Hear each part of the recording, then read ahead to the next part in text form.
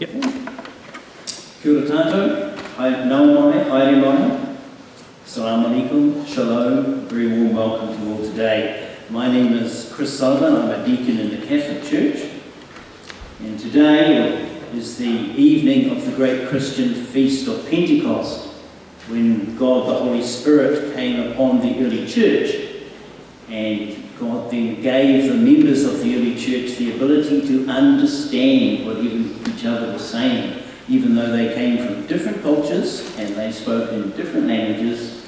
God the Holy Spirit gave them that ability to understand what they were saying, and it is so appropriate as our theme today as we welcome Professor Mazin, a Palestinian Christian, to give us a Palestinian perspective on what's going on in Palestine, Israel today.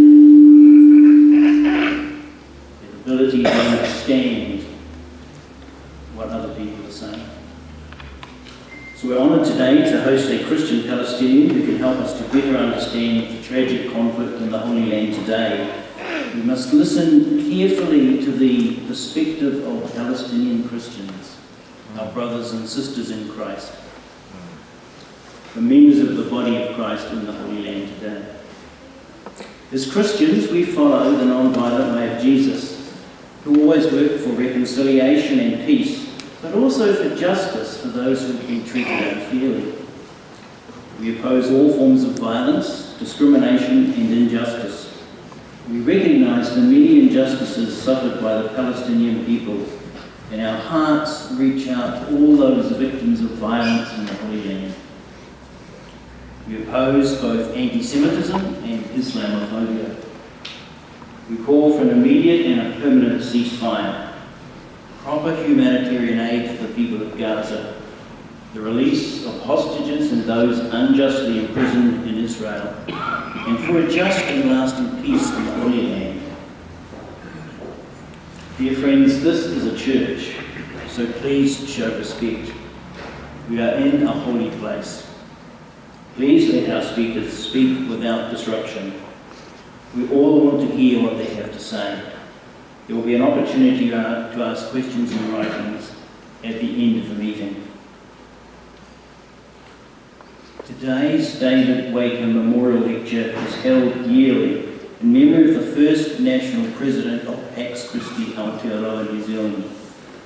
David sadly passed away in 2006. His Catholic faith underpinned all his life, and the many roles he embraced and expressed in working for justice, in seeking truth, and in enabling loving relationships in everything that he did. David went to Lebanon, where his father was born, and there he saw the Palestinian refugee camps, and he developed a passion for seeking justice for the Palestinian people. I'm sure David will be filled with joy that we have Professor Mazin with us today. I'd like to now invite Jeremy Hina from the cathedral here to welcome us in Māori with a meeting.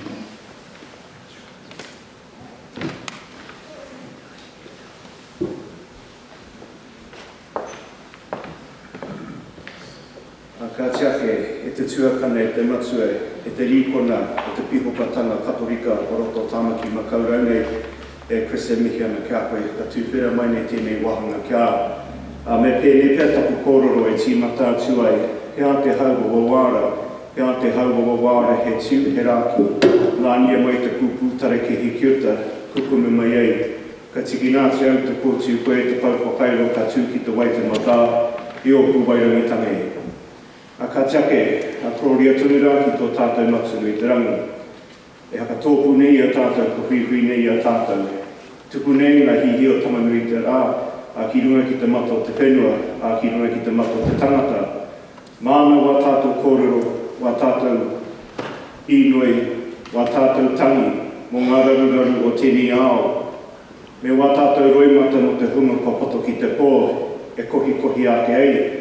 Kia ara atu ai awa āhuatanga, hei ture reka ki mua ki tāna aroaro, kia romo ake ai ki te kakara ke roto tēnei mininga i tēnei rā, kroria ki tō rengoa tapu. E tangi atu ana kia rātou ko huri atu ki tō te arai, rātou ko hinga atu i ngā whawhai, i ngā pakanga, i ngā parekuratanga, I ngā wāhi katoa e raru ana o te awa, e tangi atu ana ki a rātau. Kia au tā rātau uki okinga I roto I te kāngi o te tūria rā e te kaihanga, he wāhi mo te hunga o te whetūrangitia. Hoki roa mai kia tātou te kanahi ora, tātou e hui tahi nei I runga I tēnei puke, tēnei kāhui, I raro I te mana, te maru o Ngāti Whātua o roto tāmaki nei, e mihi ana kia tātou, haere mai, haere mai, haere mai ra. Haere mai ki roto te kuia e tū mai nei, a meri tapu. E tuanara tēnei parekaraki o tātou ki te taha o te parekaraki o matua o te pihopatanga mihinare o akaranga ara o te tokoturu tapu e tū mai rā. Nō rere mihi ana ki wā tātou whare, whakaruruhau nei a tātou. E te rangatira, e te aporei, e te māruhiruhi, e te manuhiri tuarangi, Professor Mazin, e te ahorangi o te whakapono, haere mai, haere mai, haere mai. Haere mai whakatau mai ki roto tō tātou whare karakia.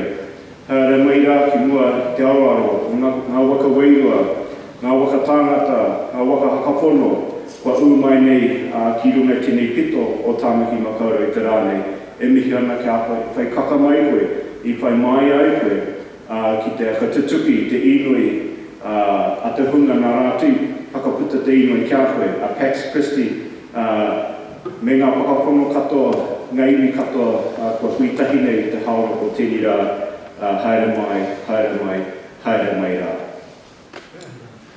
Kia tauterangi Māria kia tātou, Assalamu alaikum, shalom, ngā mihi kia tātou, peace be upon us and peace be within us as we gather this afternoon here in St. Mary's Church, the former cathedral of the Anglican Diocese of Auckland.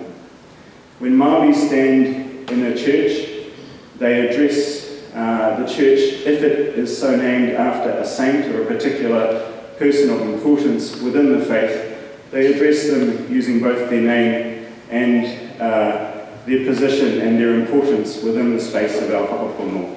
So I address Meri Tapu St. Mary's as a queer, a venerable elder woman, a Māori kura as a woman of faith, a woman of wisdom and a woman of grace.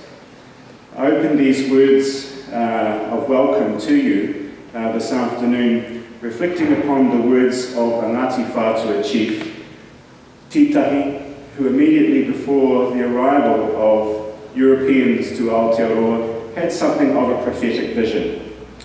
He overlooked the Waitemata Harbour, and he, in this vision, in this prophecy, encountered the Nautilus shell, which wasn't naturally present within our local marine environs.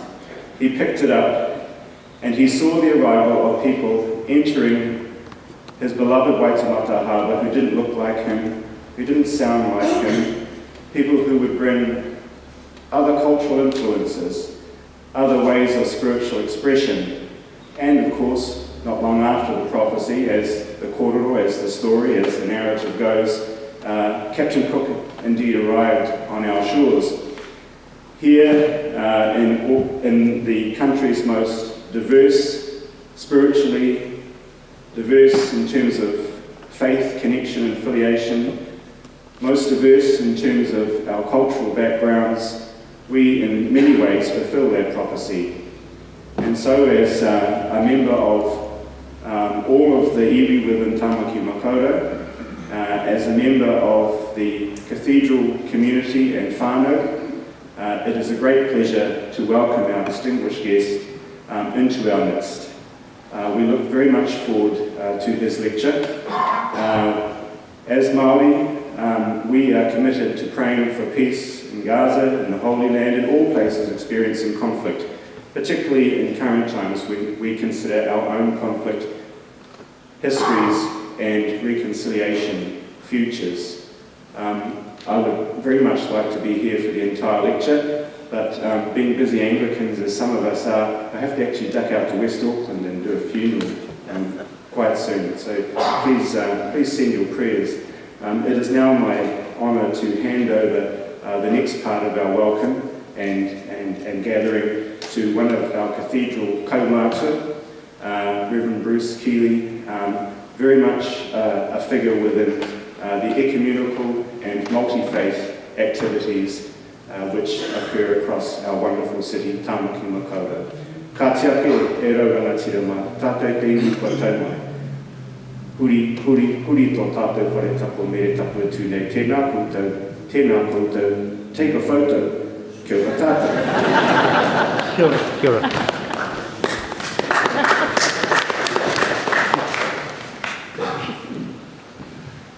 Thank you so much, Jeremy. We're reminded as we gather today that the Palestinian people are the tangata whenua of Palestine, in the same way that the Māori people are the tangata whenua of Aotearoa, New Zealand. Those links are so significant and important. I would now like to invite Mayor Nazal, who is a leader of the Palestinian community here in Auckland, very active in helping organise activities towards solidarity and peace in Gaza. Mayor, I'd like to give a welcome, please.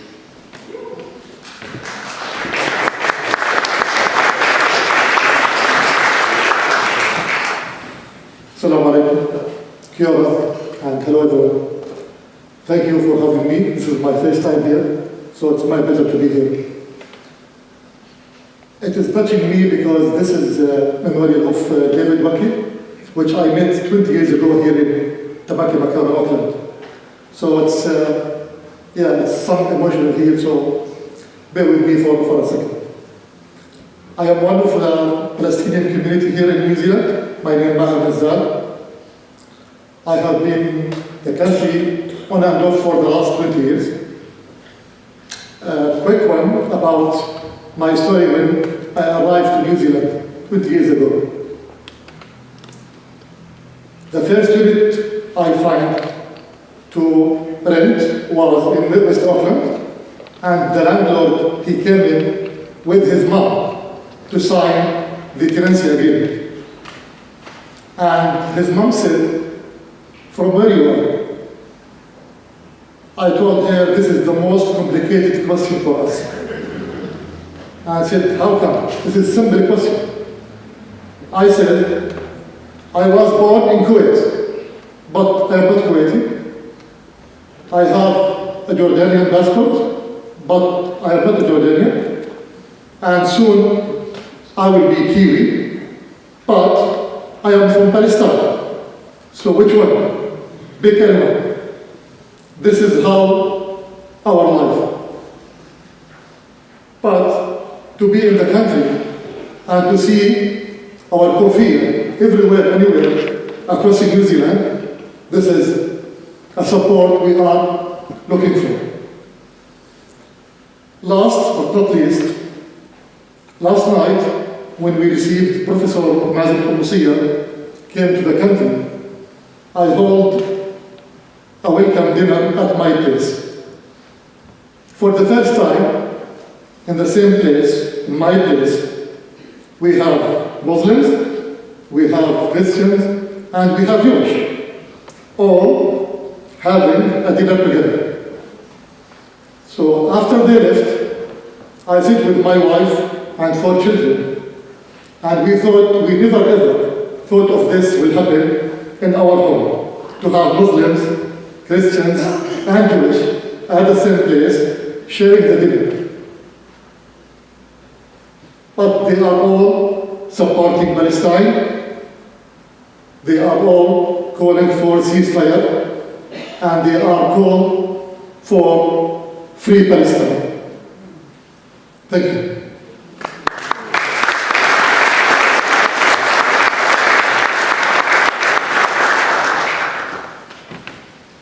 Thank you so much, Mayor, for welcoming from the heart of the Palestinian people who are here in our community in Auckland.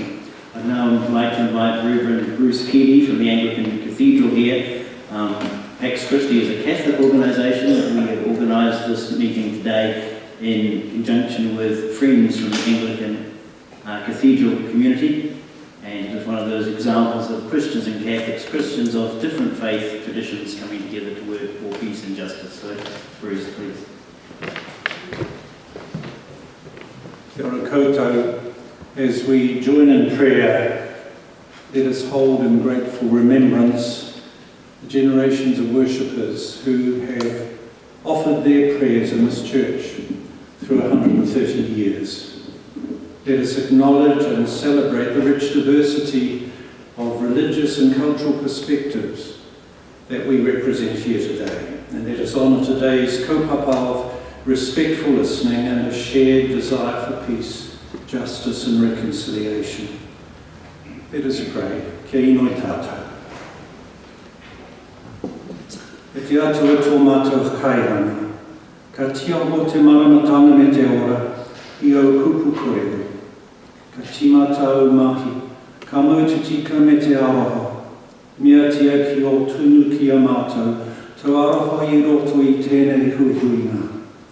Haka ki a mātou whakaro, a mātou mahi katoa, e tau wairuatapu. God our Creator, when you speak there is light and life. When you act there is justice and love. Grant that your love may be present in our meeting here today, so that what we say and what we do may be filled with your Holy Spirit. Amen.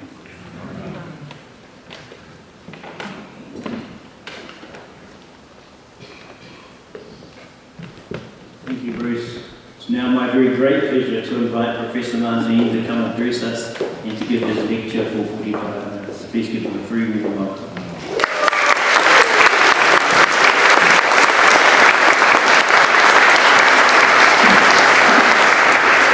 Thank you, everybody. Thank you for coming on such a beautiful day as we reflect.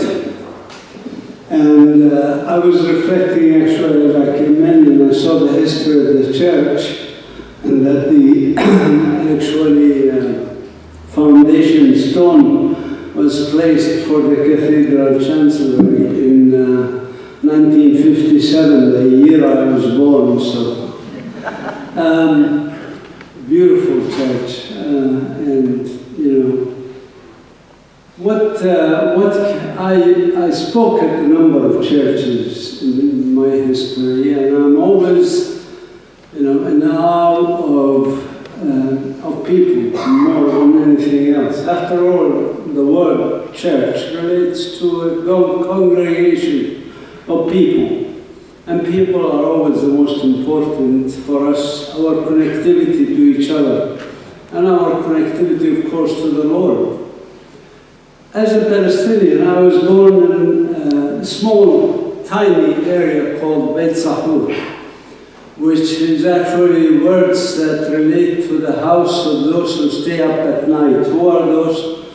They are the shepherds, you know. We are the shepherd's field. My ancestors are those shepherds that were watching their sheep at night, and angels came to them and told them, go up to Bethlehem, which is literally just up the hill from where I was born. Go up there, there's a miracle, see this miracle.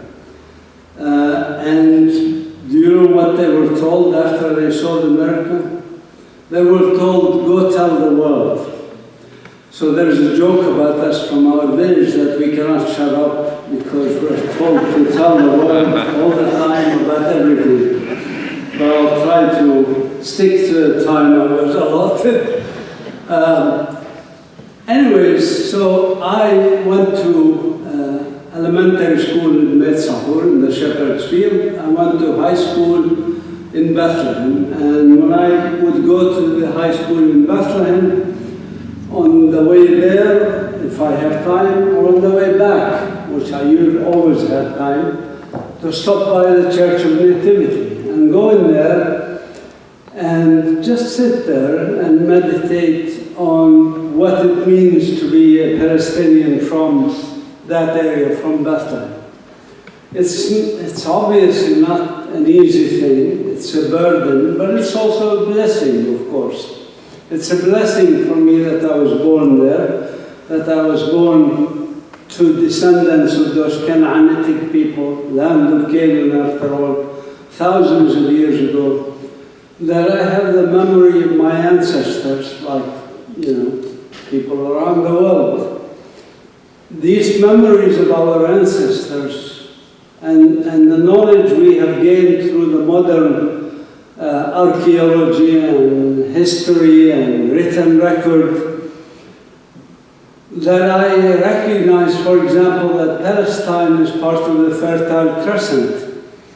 That's where humans first domesticated plants like olives, wheat, barley, lentils, chickpeas. All of this happened in this Fertile Crescent. That this Palestine is also geographically blessed, not just blessed religiously, if you want. It's geographically blessed because it's at an intersection of continents. It's where humans migrated out of Africa to the rest of the world. And so actually your ancestors, all of you here, are at some point lived in Palestine, so you're Palestinian. I'm not sure you want that privilege or that curse, whatever you consider it. But truly, all non-Africans, of course, migrated out of Africa, East Africa, precisely where humans evolved first, to the rest of the world through Palestine. Hence, it's a blessed area geographically. It's blessed geologically. We have the lowest point on Earth, the so-called Dead Sea, which is neither dead nor a sea, by the way, but near Jericho, you know? And well, it's dying now. It's shrinking significantly because Israel diverted the water of the Jordan River to the west to deny the indigenous people the water. So the Jordan River actually dropped from flowing at 1,350 million cubic meters per year to only 20 million cubic meters per year. It's no longer a river, it's a tiny stream. Actually, the place that traditionally we call it the baptism site of Jesus, where Jesus was baptized, that site, you could not have been dipping in it anymore because it's a stream. So they had to widen it, both on the Jordanian side and on the Palestinian side, to keep receiving visitors who want to, follow the tradition of being baptized in the Jordan River, because there is no more river. So they widened, they created these pools in which the pilgrims can be baptized in, because there's no more a river, really. This is the horrors of colonialism in our country, which I can talk about in a little bit. But to go back to this both blessing and a curse, if you want, to be born there, and to be born there also at this time. To go back to my family, just for the record, goes back historically. I can tell you my name via my ancestors. Mazin, Butrus, Hanna, Jerif, Salam, Eliyash, Yaqub, Yusuf, Hanna, etc. Qumsiyeh. Each one of those is one of my great grandparents. Going back to the 4th century AD. Why the 4th century, by the way, you may ask? Because then probably people were able to tell that they were Christians, because the Roman Empire, which used to feed us to the lions, became the Holy Roman Empire. And we became the religion of the state, if you want, instead of being killed. So before that, we were probably underground, if you want. But we are the first Christians. The first Christians in Palestine never went away, One time the person asked me, when did your family become Christians? I said, well, do you know Jesus? Where was he born? Who did he preach to first? It was us, before his message went to the rest of the world. So we are the original Christians, and the oldest churches on earth are in our region. Church of the Sepulchre, the Church of the Nativity, and the third holiest church, by the way, was bombed in Gaza. Third oldest holiest church was in Gaza, was bombed by the Israelis. together with 2 other churches plus about 300 mosques. But anyway, we were born in that area, we were raised in that area. Of course, one religions come, other people follow those other religions. Palestine was welcoming of all of that. Even if you read the New Testament, you realize that at the time of Jesus, there were Arabs, there was Nabateans, there were Samaritans, there was Nazarene. Jesus was called Nazarene because he's from Nazareth. That's where my grandmother is from. So, people of various backgrounds were living there and still lived there for thousands of years. Palestine has always been, by the way, multi-ethnic, multicultural, multi-religious, and even multilingual society. Before 1948, 44 languages were spoken in Palestine. We love diversity. If there is a message, by the way, that you want to take from my speech, remember that word, diversity. There is human diversity and there's also biological diversity. And we love both. As indigenous people, we love both. Colonizers don't seem to like this. They seem to destroy environment, and I'll talk about that in a minute because that's my background, is PhD in biology, and did a number of books, hundreds of articles, and many research papers related to biodiversity and also human diversity. But let's focus on human diversity for a minute. And this is, again, my bottom line, if you want, from my story. When some people converted to other religions, I have no problem with that. And when, we have all sorts of religions in our region of the world. We have Baha'i, we have Muslims, we have Christians of various denominations. My own family, by the way, my father's side of the family is Greek Orthodox. My mother's side of the family is Lutheran.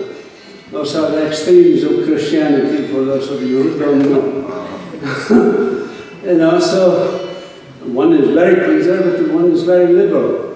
Okay? Anglicans, I think, are somewhere in the middle. But anyways, okay, but that's not all. I mean, my sister went to Utah and she became a Mormon, God bless her soul. And, I have another sister whose daughter became Catholic with her husband and everything. I have distant cousins who became Muslim.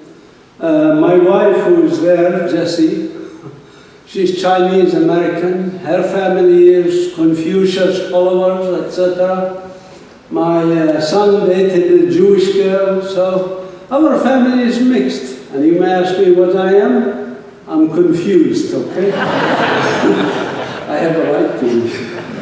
But anyways, but what's wrong with that? What is wrong with having diversity?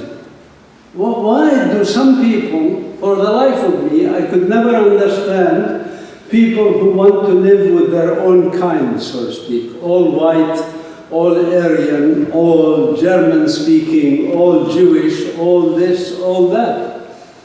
To me, that's a pathology. That's not healthy. Diversity is strength. Would I want to live with people just like me? Whatever that is, I haven't figured out myself yet. Sometimes I can't live with myself, So let alone try to find people that are like me. Diversity is healthy. Plus, it makes life interesting. Life would be boring if we all lived with people who think exactly like we do, right? Diversity is strength. That's human diversity, and that's natural also. I mean, if you go to a forest here in your country and you see a forest with only one type of tree, you don't say that's a healthy forest. You say that's a forest that's troubled, that is in decline. Diversity, trees even feed each other. Different trees feed each other, we found biologically.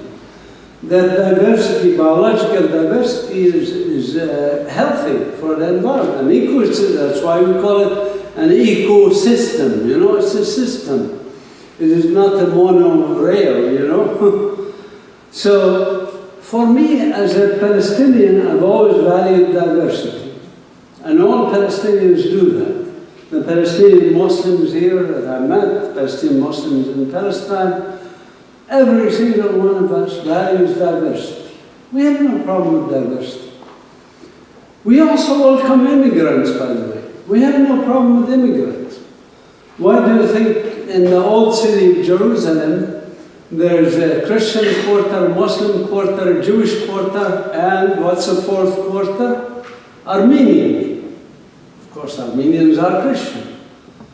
But, you know, we give them a quarter of our old city. We welcome them because they became indigenous like us. They learned the language, thanks for speaking that beautiful language of Maori. And they become like us. What's the difference? So I mean, my friend in school was Armenian.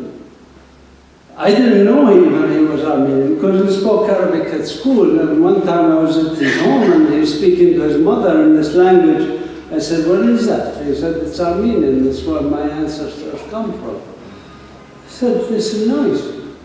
So, you know, so it is this diversity that is so healthy and that makes us all love one another as any religion calls us for, by the way. What is the golden rule of all religions? The golden rule is you treat others like you want to be treated, or don't treat others like you don't want to be treated. It's common sense. Even atheists with ethics believe in the same thing. Why, if I don't want to be killed or tortured or kicked out of my house, why would I want to do it to somebody else? It's common sense ethics, you know. You don't have to be even religious to believe in this common sense ethical principles. So, as we grew up in that country, valuing diversity, did we ever have any problems between each other? The answer is no. You must be surprised at this, because again, you hear your mainstream media here, maybe or in the West, CNN, Fox News, they make it look like these people have been fighting each other as if they are the other, you know? No, sorry. We have the most peaceful country on earth. Sorry to say this, but this is true. If you take away this conflict, you will have to go back to another few hundred years to find another conflict, which is the Crusaders. The Crusaders also came to us from outside, not from inside, not internally between Christian, Muslims, Jews who were living in the country. No, there was a political idea in Europe. The Pope, I guess, wanted to resolve differences between the principalities and kingdoms. Instead of fighting each other, he told them, go fight over there. Fight in the Holy Land, liberate the holy sites. Sorry, but the holy sites, the Christian holy sites, were under our rule, under Christian rule before the Crusaders. Before the Crusaders. Church of the Holy Sepulchre, the Nativity Church. Who was running those? We, the Christians of that area, of various denominations. Okay? And so there was no need to liberate anything. The reverse happened when the Crusaders came in the name of Christianity. And for the life of me, I could never understand somebody who spilled blood in the name of Christianity or Islam or Judaism or anything else. You know, they came with this idea, a political idea, had nothing to do with Christianity. Maybe I'm reading a different Bible than they are.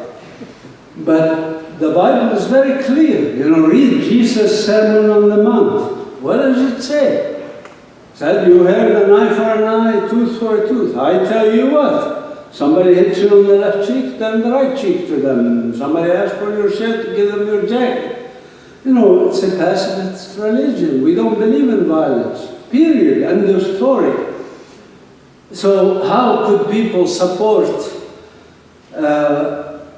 colonization, which is what it was in the Crusader period, and ethnically cleansing people from their land. And by the way, the Crusaders didn't just kill Muslims, they killed also Jews and Christians of other denominations, including my ancestors, who happened to fight with the Muslims against the Crusaders. Because, again, logically, we like diversity. Why are we trying to impose this political idea on us? The same thing happened with Zionism. We have no problem with Jews. We have Palestinian Jews, native indigenous Jews. Palestine, after all, is a holy site for Judaism. And my grandfather's best friend in school was Jewish at the time of the Ottoman Empire. We lived together, we have no problem. As I said, also any immigrant from abroad, Russian Jews came in the 19th century with the pogroms in Russia. We welcomed them. Many people came, Ethiopian Christians, Circassians, Druze, came into the country and they became integrated. They became part of the fabric and the mosaic that is Palestine, beautiful mosaic.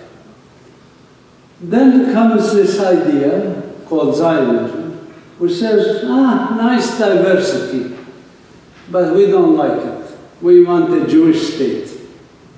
And of course, what does that mean? We want a Jewish state in a country that has 3% Jewish population.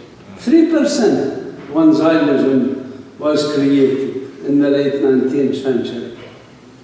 So how are you going to make a country that's 3% Jewish into the Jewish state of Israel? Well, you had to remove the native people, indigenous people had to go. Kill them, ethnically cleanse them, we don't care, as long as they are out of our way, so that we can make our Jewish state. It's a political idea, again, nothing to do with Judaism.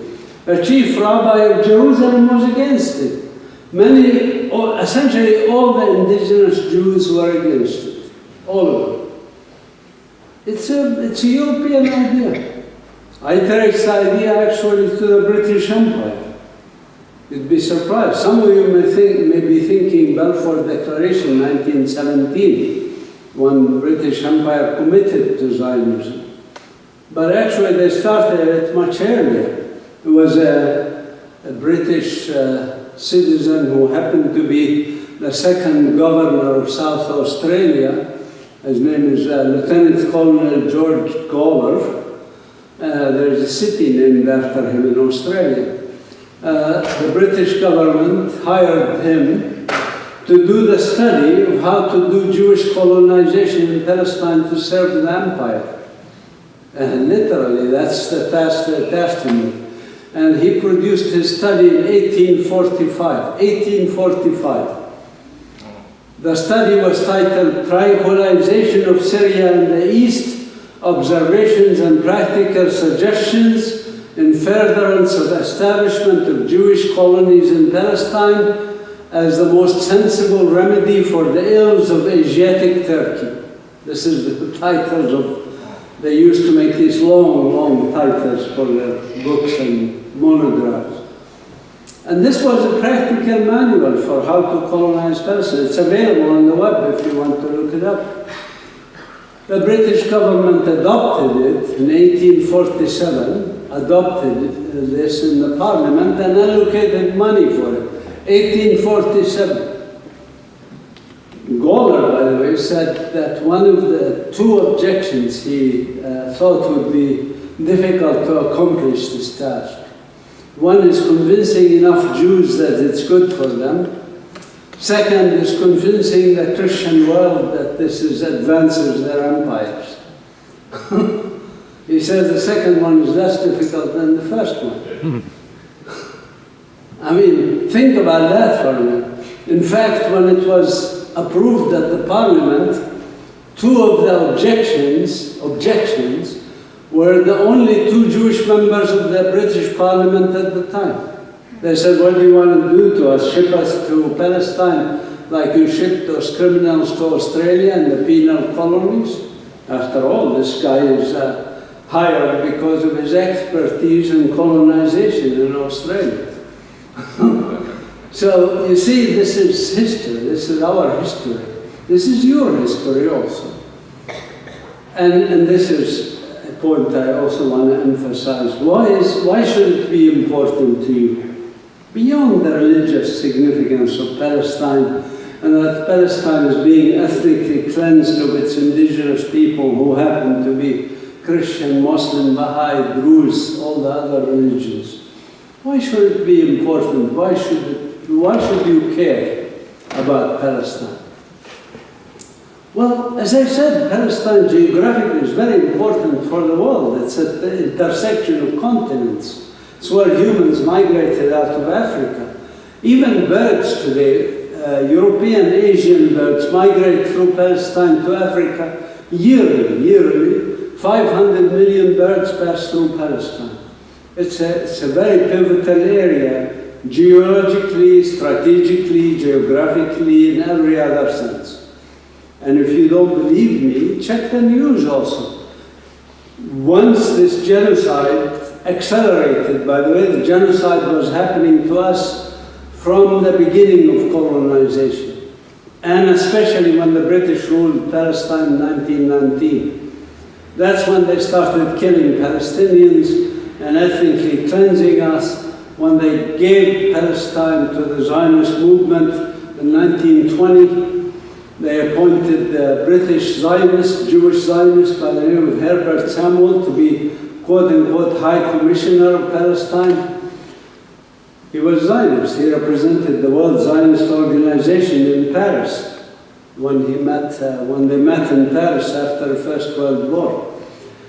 They basically, the way that the British adopted the program of meticulously removing us from our land and handing that land to the Zionists, which was started in the 1920s, and the first apartheid laws in Palestine in the 1920s, copied from other apartheid laws. As you know, all these apartheid laws, whether in South Africa or Queensland in Australia, have the same language. Sometimes I wonder which came first. That one or that one? Is it Palestine first or Queensland first? But anyways, the first segregation of public schools, for example, happened under Herbert Samuel. Public schools, where he said Jewish schools should be under Zionist control, all non-Jews should go to other schools by themselves. That's the first time they separated us from our fellow humans, Jews, who happen to live in the country in 1920-21. This is reality that most people don't understand, and that apartheid in our country, which has a long history now of over 100 years, was also accompanied by genocide and an ecocide. Genocide, for example, which had a peak in 1948 and then have another peak now. In 1948, 15,000 Palestinians were killed. One of them happens to be the friend of my mother. She was from Deir Yassin. Her friend was named Hayab al-Bisi. She was 18 years old, a teacher in Deir Yassin. She was butchered with her students. My mother is Christian, her friend was Muslim, and they were going to the same school in Jerusalem, the teacher's school. I was also a high school teacher in Jerusalem, believe it or not, but I'm not allowed to even enter Jerusalem. I'm not allowed to go to the Church of the Holy Sepulchre, one of our most significant churches, because I'm not Jewish. Because Israel wants to make Jerusalem a Jewish city, whatever that means. So we have a history of this, and it's a history that impacts billions of people, Christians, Muslims, other people, because it's a moral issue. It's not just an issue of Palestinians. Also, it is because it's so significant area, it could lead to a world war. The Crimean War, by the way, was started in Palestine. I don't know if you should read about that history. I don't have time to go through it. But that was really the first global war in the mid-19th century. Now they call it First World War, Second World War being the ones in the 20th century. But if you think of how those started, there's now elements of starting like that in our region. There's already beginning, with Iran, with Syria, with Lebanon, with Yemen, with the US and England bombing our countries in the Arab world. It's happening as we speak. And this could expand into Russia and China and other places. And do you know who will be a winner in the next world war? You couldn't have predicted in previous world wars who will be a winner.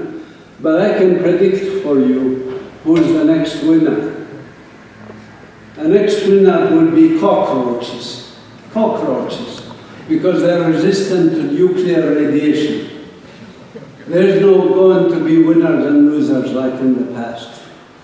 So you here and every human being should be working like I work 16 hours a day now on this issue, 7 days a week, because it's so urgent. Because it's urgent for the future of humanity, not just for us in that pivotal part of the world, but it's for the future of humanity. You should insist. We have only two roads. The road that I propose, which is diversity, biological diversity, human diversity, or the road of continued colonization that now reaching a dead end. That's why there's genocide in Gaza with 15,000 plus children and many others under the rubble still. We don't know, if they're dead or alive. 15,000 children in 7 months. That means in the time that we are sitting in this church for a couple of hours, that means about 7 children will be killed in Gaza. So we have to realize that this is happening as we speak. A genocide is ongoing as we speak. And this genocide is supported by what's unique about this genocide. It's supported by several countries. When King Leopold of Belgium killed Congolese people, as far as localized, Belgium and Congo.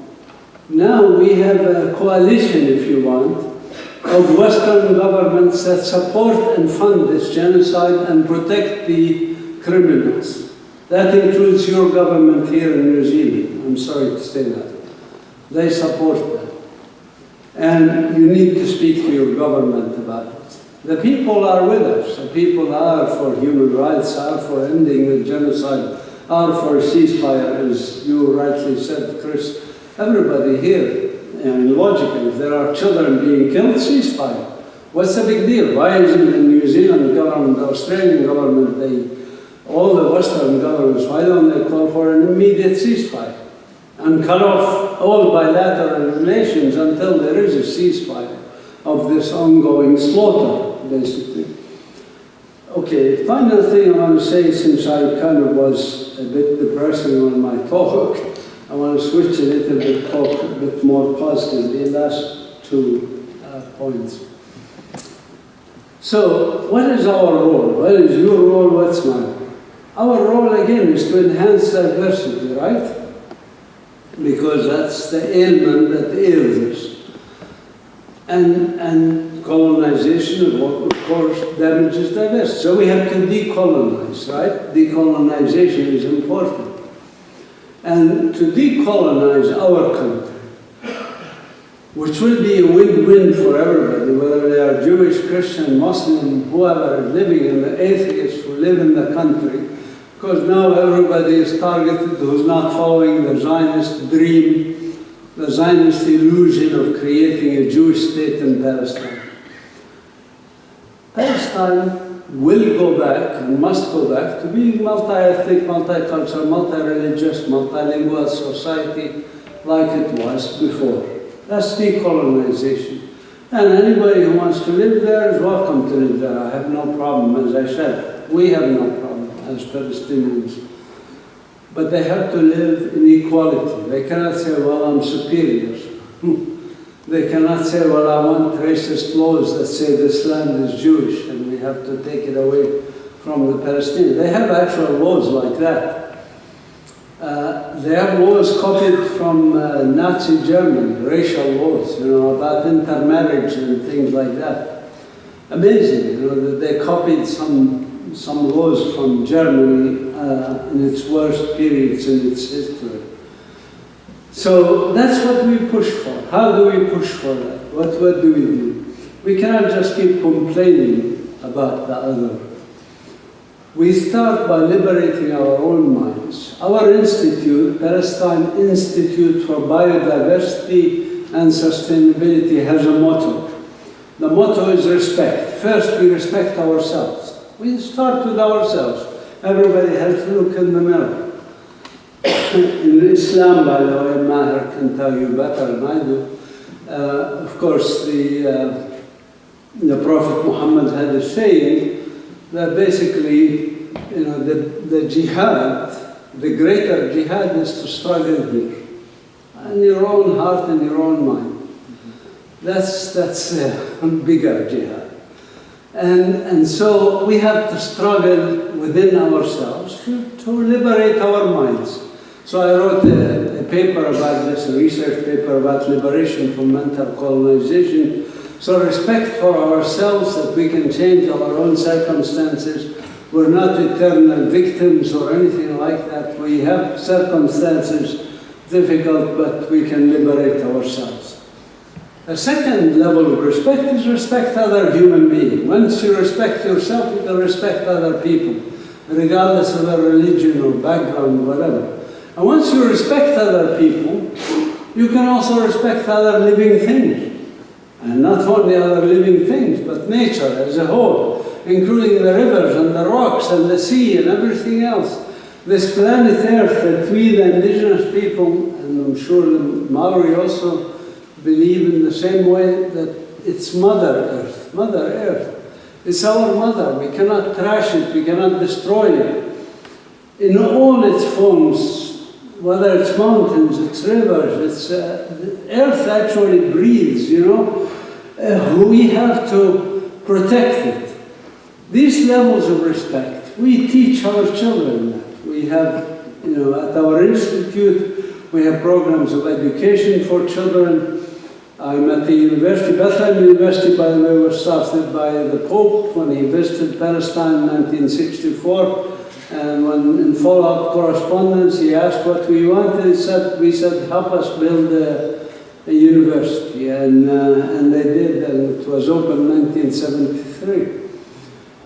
It was the first Palestinian university. Well, Bir Zayed sometimes argues with us about whether they were the first or not. But anyways, I'm biased a little. But you know, this is who we are, and we work with our students at the universities. I also teach at Bir Zayed University, actually. So we teach the students at the university to develop those respect levels. And we are interested in sustainable human and natural communities, so we do agriculture. We have a community garden. There are 3 refugee camps in Bethlehem. Some of the refugees can come to our garden, plant vegetables, food sovereignty, things like that. We work with women to empower women so that they can produce products by their own hands from you know, organic material, plants in the garden, etc. Grow their own vegetables even in their homes, in the refugee camps, on the ceiling, roofs, on the sides of the buildings, etc. We work with everybody, and we welcome volunteers of all age categories and from all over the world. We have volunteers so far from 45 countries, from age 9 to 90. And, you know, they do work in the garden or work with us on various things. How many of you have been to Palestine, by the way? Raise your hand. Wow, there's a good number. So talk to those people, ask them. The experience is always transformative and gives you a lot of hope in humanity. It doesn't give you depression just because it's under colonization or occupation, because you will meet the local people. And when you meet the local people, you realize how hopeful we are, how optimistic we are, and that we believe in this issue that I told you about, which is diversity. So website for our institute is simple to remember, Palestine Nature, palestinenature.org. You can find us on the web and email me at info@palestinenature.org. I will pass a sign-up sheet with the emails also, if you could put your email on it, but make it legible, or you will never hear from me again. But that way we can stay in touch. I hope I was in the right time, or did I talk too much? As I told you in the beginning, we shepherds talk too much.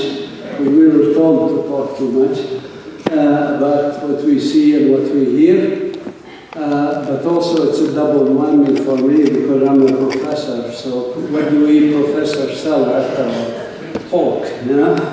So thank you very much for this invitation, for this experience in this beautiful church. God bless your efforts, every one of you. And please help us achieve that goal of an integrated earth with no borders, no wars, no conflicts, where we protect this beautiful planet. Climate change and other things are coming at us with a vengeance, and we really have a lot of work to do, so join this struggle, join this work. Thank you very much.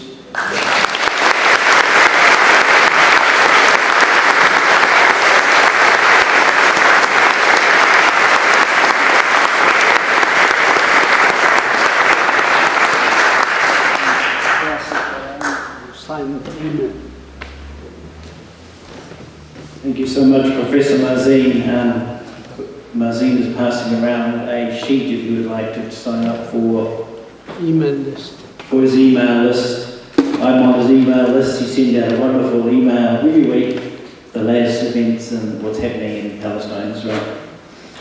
I'd like to invite those who are going to give responses to Professor Mazin's lecture. If you could please come and take a seat at the front here, please. Tiara, Ibrahim, Abigail, and Judith, please. I'd also like to ask those who are collating the written questions if they could come and make themselves present on this side of the church at the front. So if you'd like to ask a question, please put it in writing and bring them to the people who will be at this side of the church on the front.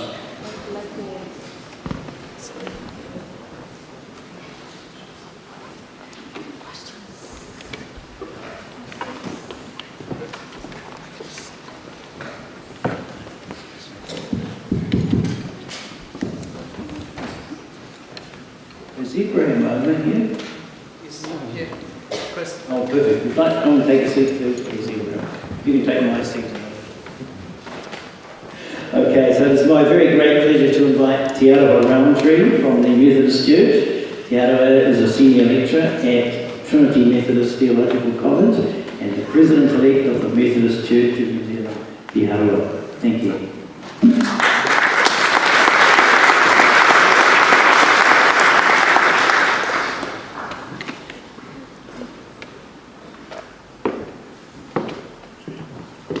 Kia ora mai tātou, ngā mihi anō kia tātou katoa, ko hui mai nei tēnei wā. I'm going to get straight into it. Ko te tuatahi mihi atu kia koe, e te rangatira, ko kai mai tēnei wā, ki tō tātou nei whenua, ki tō tātou nei kāinga.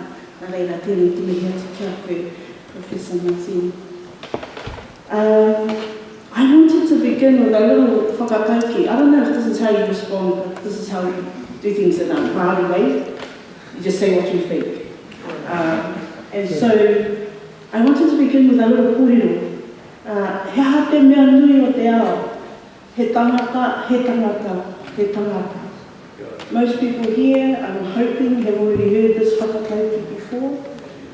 This whakatauki talks about that most important thing to us in the world as people.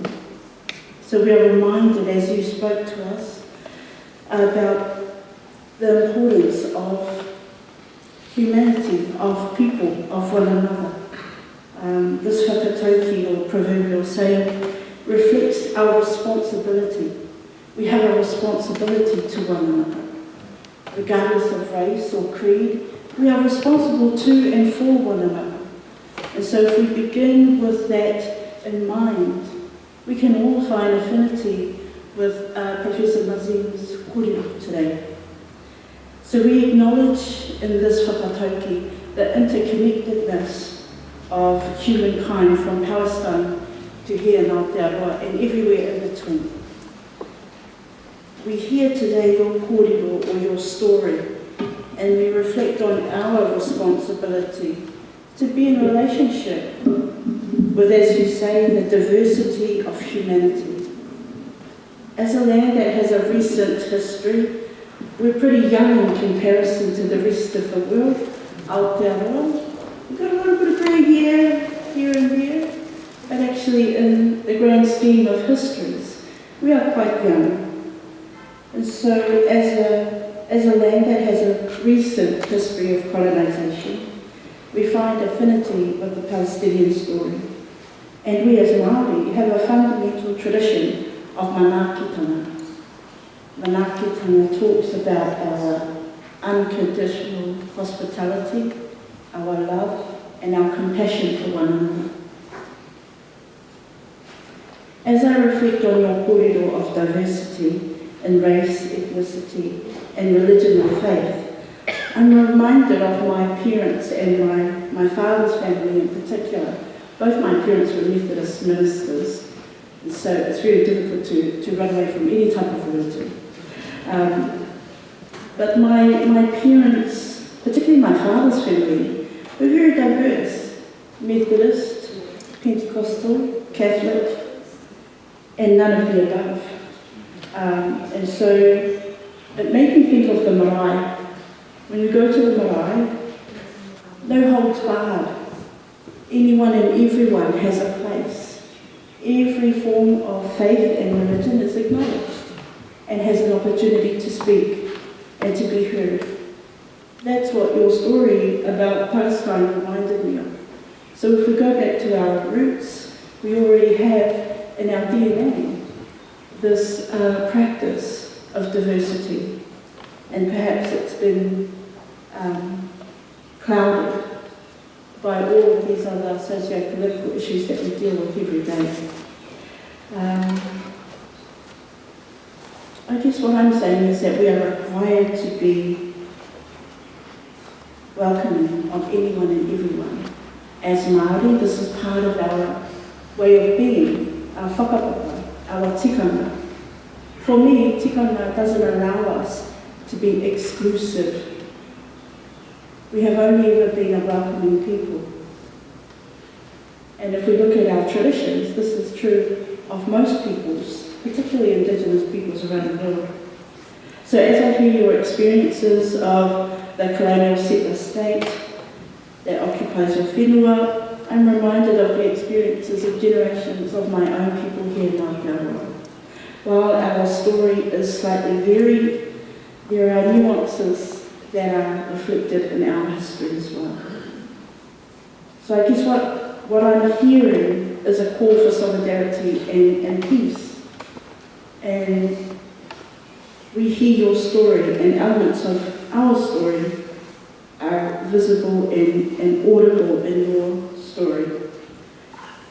This means that we are moved to support, not just because we are Indigenous and we have a shared colonial history, but more importantly because we have a responsibility to our fellow humans. So if we look back at the histories of colonisation in this land, we can find an affinity with your own story, but with other Indigenous peoples around the world who are suffering in the same way. I guess part of our responsibility is to walk our talk. And here in Aotearoa, Māori have been on a hikoi our whole lives. That means that we have been marching for every aspect of life for many, many generations. Most of you probably have attended more than your share of hikoi and your share of protest marches throughout our history.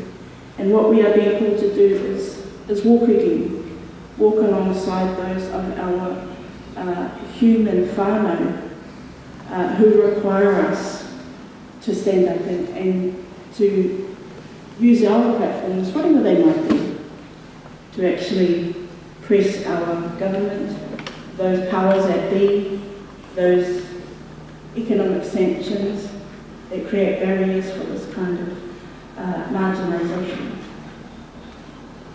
Nā reira, kia tātou katoa, kia koe hoki ngā mangaki tana kia koe. Kia taua no te rangi wari, kia tātou katoa, nā reira muri ora. Kia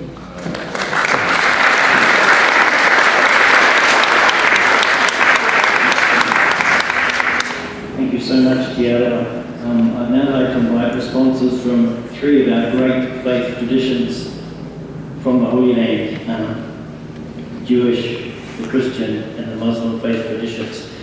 And we're reminded that we all believe and worship the same God, isn't that right? Even though we are different in our understandings of God, we all worship the one God and we're all able to work and live together in peace.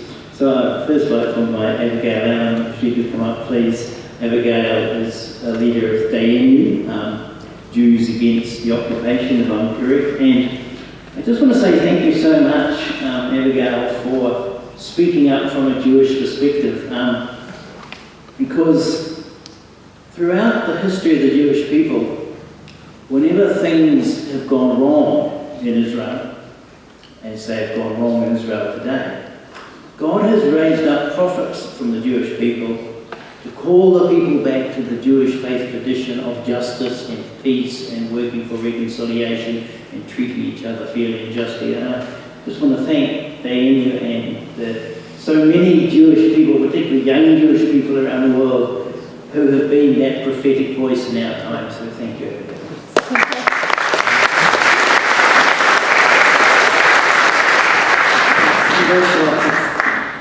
Thank you, Chris. Thank you, everyone. Thank you, Mazin. That was amazing. It's funny, Chris asked me to speak. My family hasn't been religious for about 100 years, but we're very culturally Jewish. And I said, Chris, what if I get it wrong, if I don't know what I'm doing, and I'm really secular? And he says, this is really a new environment for me to be speaking in. And he said, Abigail, you're carrying on those religious teachings, even if you're not religious. And I was like, you know what, you're right. So here I am. Just before I get into what I was wanting to say, I really connected with what Mazin said about diversity. It really reflects in my family history. I'm Jewish, I'm an Israeli citizen as well. And my great-grandfather was born in 1909 under the Ottoman Empire in a little, I don't think it's there anymore, a little Jewish village next to Sijera, which I think was wiped out in 1948 in Napa. And he was not a nice guy for other reasons, but he spoke, his Arabic was as good as his Hebrew. He spoke both fluently. He did business with all the other villages in the Galilee. He would take day trips to Damascus and Tehran to do business. He felt a great affinity to Palestinian people. It did change after 48, like I said, he was kind of not a nice dude, but families are complicated. But he had a Palestinian passport. We have his Palestinian passports somewhere. And that's kind of the amazing history that we've lost. And that kind of freedom that we had. And I really connect with what Mazin says about the colonization of the mind, because a kind of common story for an experience for Jewish people at the moment is that you are brought up, especially if you're brought up like me in a really insular Jewish community, you are brought up in Zionism and taught Zionism and indoctrinated in Zionism, and then you have to unlearn it, and it's quite a shock. It's a big shock. It's scary. It's hard because I think in the diaspora about half Jews do not agree with Israel and do not agree with Zionism, but the contradiction is our mainstream institutions and organisations largely do support Zionism, and that's really tough to navigate. But there's this, it is really hard, but once I came out of Zionism, I let go of all my fears that I had previously, and I was living kind of a half life before, and always afraid, always afraid. And once I learnt what was happening in Palestine to the Palestinians, and although there are other hard, complicated feelings like grief, seeing where I come from, be soaked in blood and such terrible violence by my own people, it does cause a lot of grief. I don't live in fear anymore, and that's quite liberating. So what Mazin said is really pertinent in that regard. And you do hear this from Jewish people a lot. They say there's a lot of shame, and that we kind of duped into this narrative for so long. But what I would like to remind people is the Jewish culture, religion, us as a global community, we're thousands of years old. That the state of Israel is much younger. And we'll go on for, inshallah, a couple more thousand years. And that's because we have these beautiful universal values. And, there's this kind of Zionist myth that Jews who support Palestine, Palestinians, that they are self-hating Jews, which is really crazy. Because the second I learnt about Palestine and the Nakba and the Naksa of 1967 and the siege, all these terrible things, I didn't feel an internal schism or a conflict with my Jewish values or Judaism because, I was brought up on really, really strong values of respecting diversity, of repairing the world, tikkun olam, that's essential to our culture, doing good deeds, doing mitzvot it's in school, they're really, really strict on that. You must always be doing the right thing. If someone is sitting alone on the playground, you have to sit with them. It's a mitzvah, things like that. Tzedek, justice. So and also it's an intellectual tradition. So you must always be questioning and learning more and thinking critically. So it just didn't really feel, it didn't feel wrong. It just felt like an extension of my learning of Judaism and Jewish values, and respecting my ancestors in that way. And although, we were at Maha's house last night in this beautiful dinner, and my mum kind of was there, and she's really sad at the moment. This is her home that she's seeing just totally destroyed by Zionism. She said, I've come to this, I've come through this journey of Zionism and unlearning, and she's full of grief at the moment. But I am very proud. There's a lot to be proud of, and there's a lot to, there are a lot of people to remember, a lot of Jewish people to remember who have always resisted this colonization.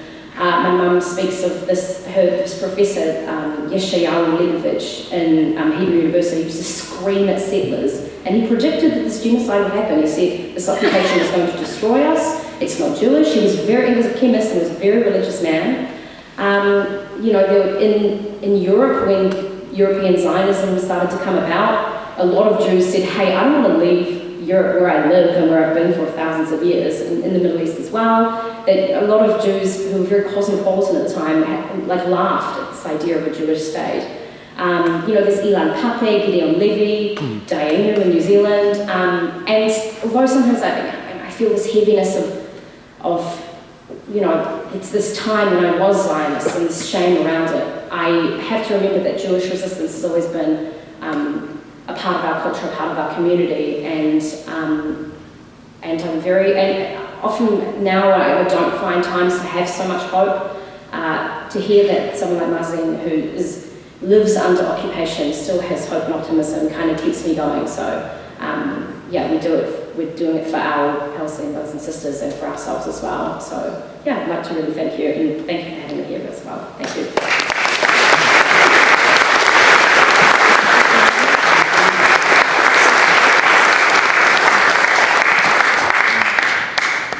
Thank you so much, Abigail. At a time when the world is facing the growth in anti-Semitism, it is important to remember those fundamental Jewish faith values that Abigail is underlying and that we all share. Now I'd like to invite Judith Crimmins to come up and respond to Mazin from a Christian's perspective. Judith is a wonderful leader in the Catholic Church in Auckland. She regularly conducts Holy Communion and Liturgy of the Word services on Great Barrier Island. She is a senior member of Pax Christi. She has represented us at international conferences and has visited Palestine.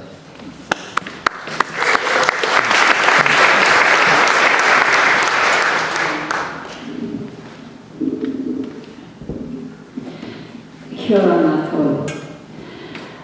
Well, after listening to these other people, I'm wondering what I have to say. But Pax Christi is an international peace organisation, and I belong to it. And it was founded in France and Germany following the Second World War. I think, no, it might have been before that. But it was a French woman saying, this is ridiculous, we are here, and just over there are German people, and we are supposed to be enemies. We are not enemies. And so they made friendships. And from that, this international agency called Pax Christi originated. I was fortunate in 1987 to represent Aotearoa New Zealand at the International Pax Christi Assembly, which was just out of Rome. And the president, the international president at that time, was the Latin Patriarch of Jerusalem. And he spoke about the situation there and how things were. And immediately following his talk, there was a young woman there who represented a Jewish organisation called Peace Now. And after he spoke, or almost immediately after he spoke, and I have this vision always in my mind, she stood up and she bowed towards the Patriarch and said, everything he has said is true, is bad, but it's even worse than what he has to say. What you have given us today, Mazin, I have found quite lifting, and that we still all have much to learn and to do. Some of my experiences at that meeting, whether it was the fellow from the Arab Educational Institute, which is an organisation which is concerned with Christianity, Jewish and Arabic, but it has an Arabic foundation, I assumed. And on the last evening of the assembly, we were walking around the area where we were, and we were engaged in really good conversation.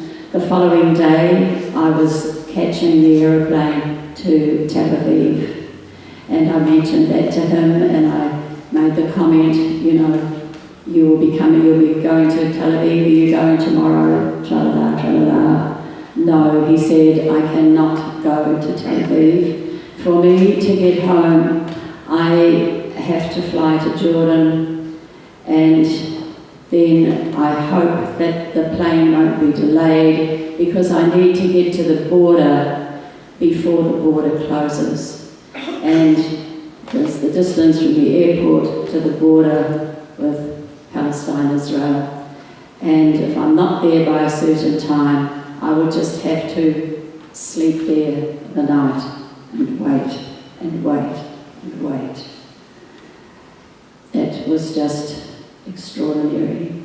And I said, well, whereabouts do you live? He said, I live 20 minutes away from the Tel Aviv airport, but I cannot fly there.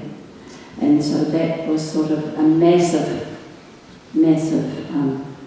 realisation of how difficult things were. Then some incidents that I had when I was travelling around Jerusalem. I was staying in Old Jerusalem, but I would go walking and into New Jerusalem and whatnot. And one day when I came back to the gate that I needed to go through, I couldn't get through. And there were people waiting there, and we waited there for quite a long time. We were told that it was closed, and I assumed that there must have been something terrible going on, that people couldn't go through this place, through this gate. No, nothing terrible was going on at all. Somebody in the authorities had decided to close the gate, so people couldn't go through. And eventually we were able to, but there was a big mass of us waiting. And another experience I had was riding around on the buses. And to get on the bus and find somewhere to sit, that was fine. And soldiers would come on the bus as well. And they looked like, handsome, okay young fellows with their rifles and things. And there would be one or two come on the bus, and a couple of times one sat beside me and placed his rifle across his lap and my lap as well. Well, I had never experienced things like this. It was just the most extraordinary experience that I had, and it stays in my mind. That was in 1987, and I was there the beginning of June, which was just at the time where there was the celebration or the commemoration, or whatever word you might like, of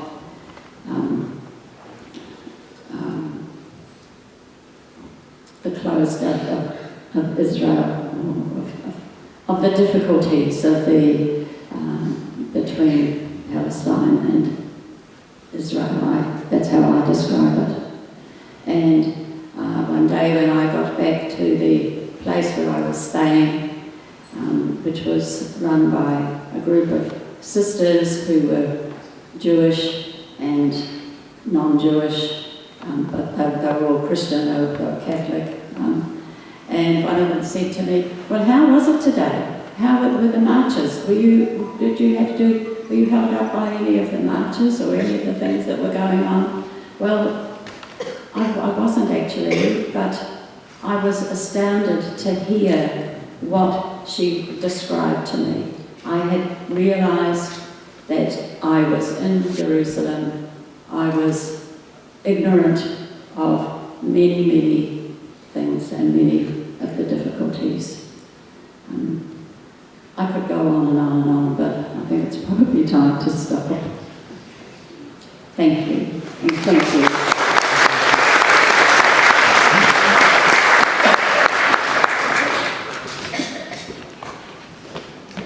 Thank you so much, Judith. You've given us a human understanding of what it's like in Israel today to live under those very oppressive, authoritarian social control.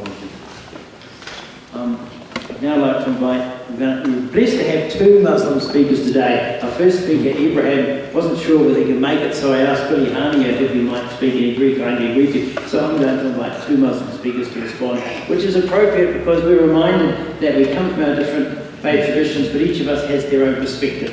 And I'd like to invite Abraham to come up. Abraham, I first met in the Living Wage campaign. He was a cleaner at Victoria University in Wellington. He became an organiser for the Living Wage movement, became a Member of Parliament, and he's now working as a trade union organiser for his union. So please welcome Ibrahim Omar.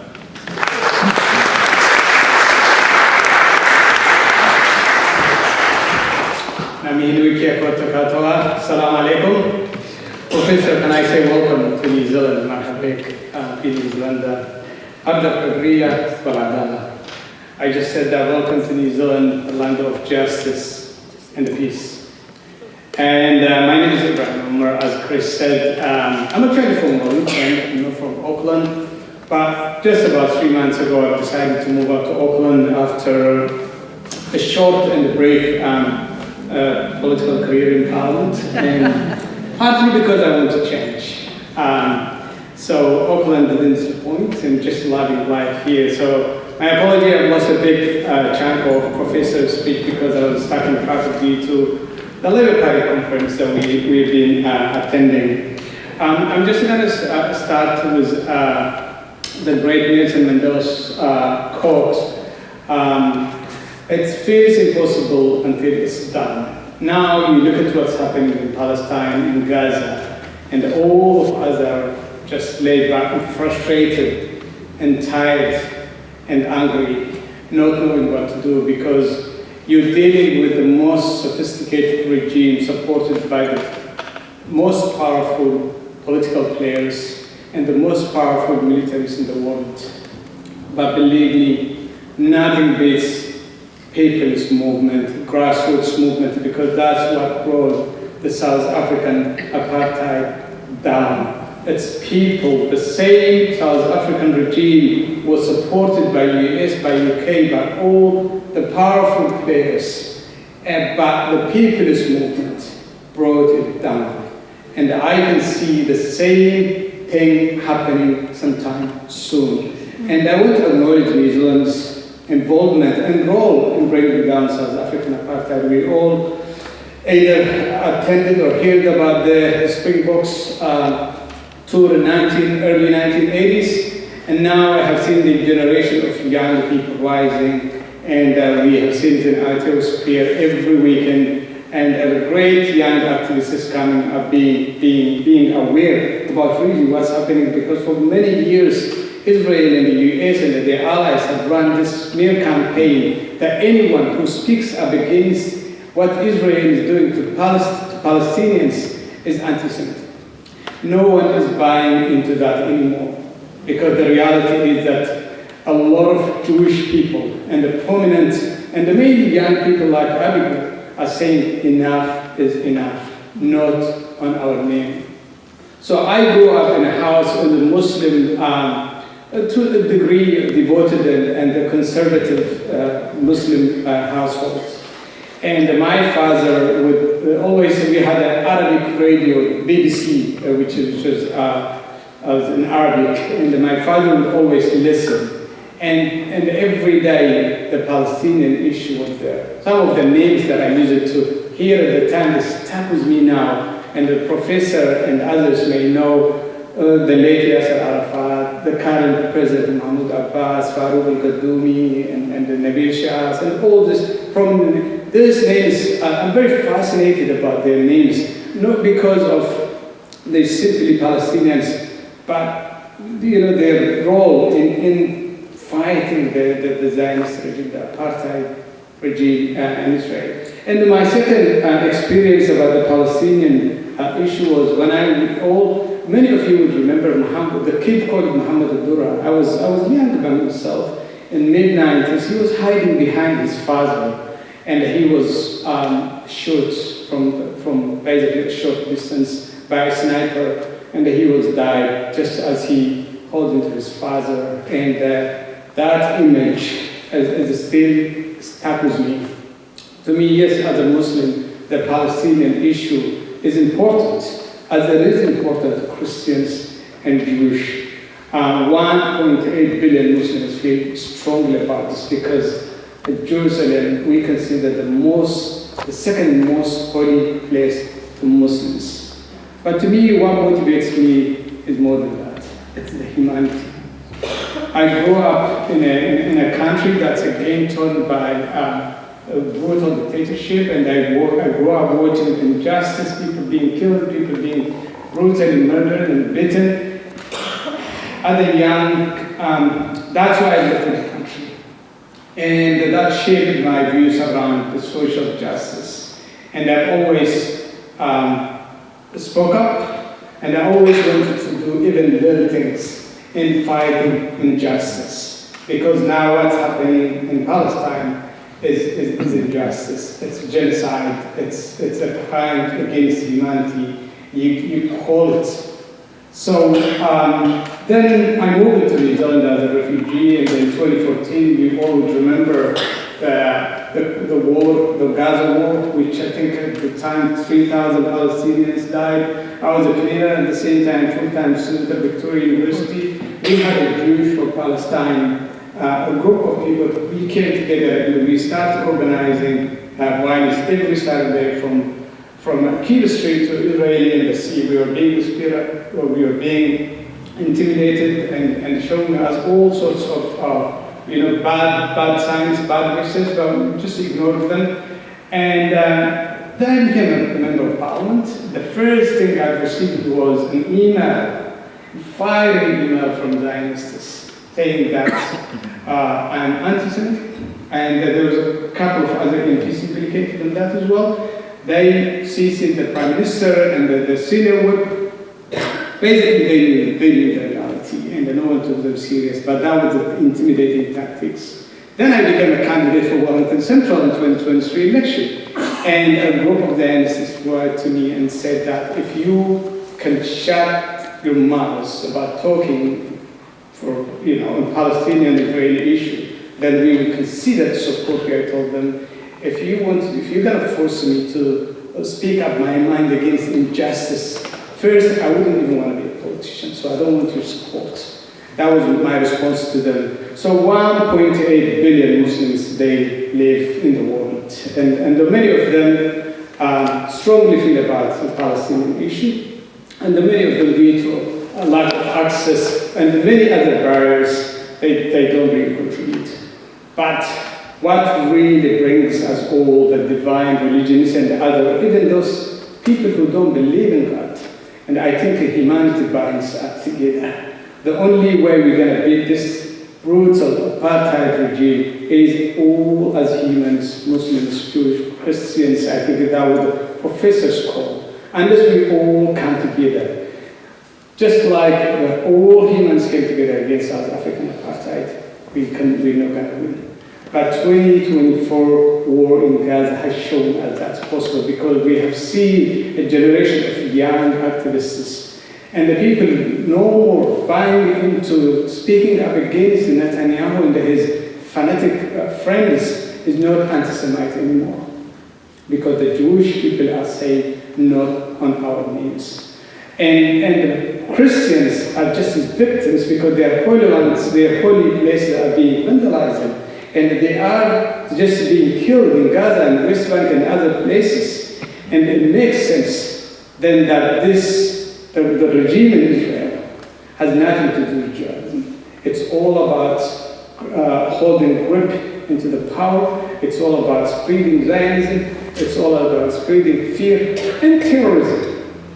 And what we see in America and other places in university, the brave students who are brutally being detained and beaten, and the campaign against that, it's just part of the smear and the fear campaign that's being run around. And to me, as a Muslim, I'm very, very proud to say that I've always felt strongly about the Palestinian plight, but more also as a human being, because you only have to have a conscience to feel for Palestinians, to feel for children in Gaza, for women in Gaza. I don't want to keep going on and on, because you've heard a lot from other great speakers, but to me, I'm really here in Auckland and trying to do, my part as much as I could. Every Saturday I come to the protests, but, little things that we do matter to bring this apartheid regime down and to liberate and free Palestinians. Norera, tena koto, tena koto.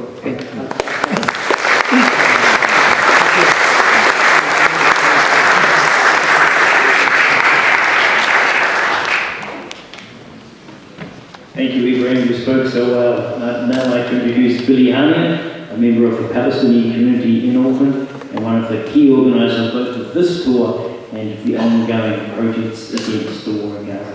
Thank you, Billy.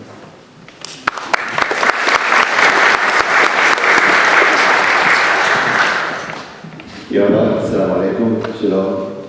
Thank you everyone for giving me the opportunity today. It's going to be a bit tricky today because I wasn't prepared for this, but I thought you would send this together.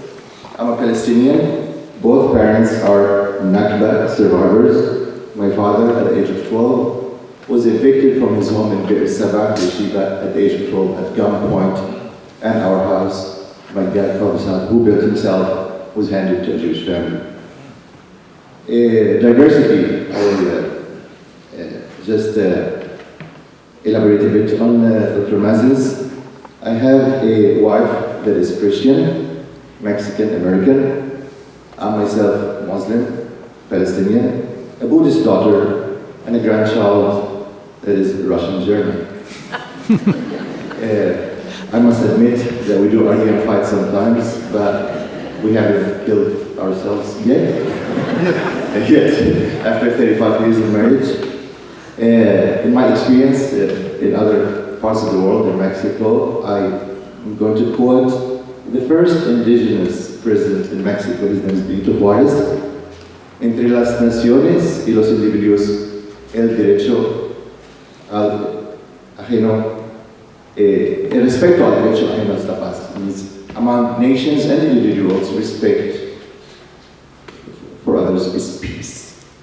I will also quote Jeff Halper, who said that our governments are all Israel and we're all Palestinians. Palestine is not colonized. We defend humanity and nature. We don't cut olive trees. Our resistance, is the rejection to the industry of self-harm. And I'm going to take an example in the US where they have the Department of Alcohol, Tobacco, and Firearms. We don't do that. In Palestine, I think my message got erased. Oh gosh, this is difficult. Here we are. These might fall under the BDS category, and you may one day, if you consider yourself a Palestinian, you may be a self-hating Palestinian. God bless you.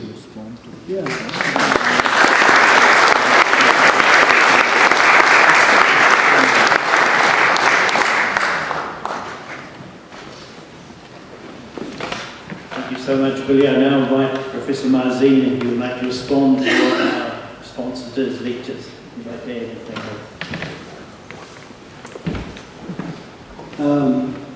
Thank you very much for these responses and for my Christian and Jewish sisters, my Muslim brothers, everybody who spoke.